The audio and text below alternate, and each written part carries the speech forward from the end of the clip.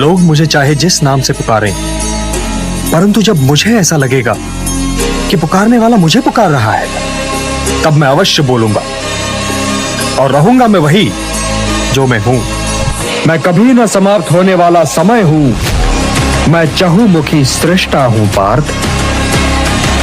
मैं ही मृत्यु हूं पार्थ, और मैं ही उन सब का आरंभ हूं जो आने वाले कालों में जन्म लेने वाले हैं और अभी तक जिनके आरंभ का आरंभ ही नहीं हुआ है। यूं तो पार्थ चारों ही यज्ञ महत्वपूर्ण हैं, परंतु श्रेष्ठतम है ज्ञान यज्ञ, क्योंकि ज्ञान ही तो अच्छे और बुरे में अंतर करता है और अपनी अग्नि में तपाकर कर्म को शुद्ध करता है और शुभ बनाता है।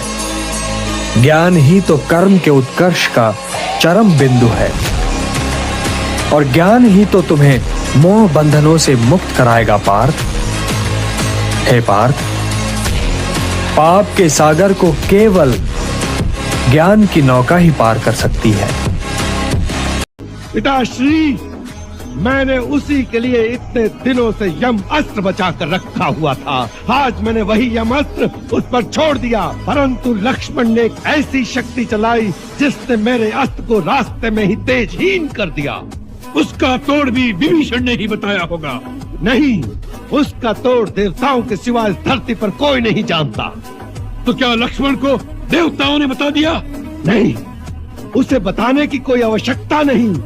लक्ष्मण देवताओं का देवता है। लक्ष्मण नर नहीं, कोई अवतार है।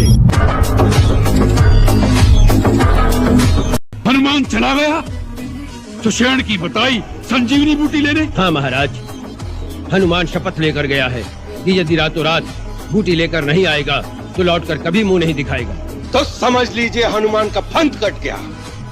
अब वो चमगादड़ की तरह कहीं खो में मुंह छुपाकर बैठ जाएगा। युवराज, ऐसा न कहें। आपने अभी तक हनुमान की शक्ति को भली भांति पहचाना नहीं। शुक, हिमालय से बूटी लेकर रातों रात लौटना असंभव है। स्वयं हिमालय के पंख निकल आए और वो उड़कर आए तो भी संभव नहीं। इंद्रजीत, उस चमत्कारी मरकट की शक्ति की कोई था नहीं। उसके लिए कुछ असंभव नहीं है।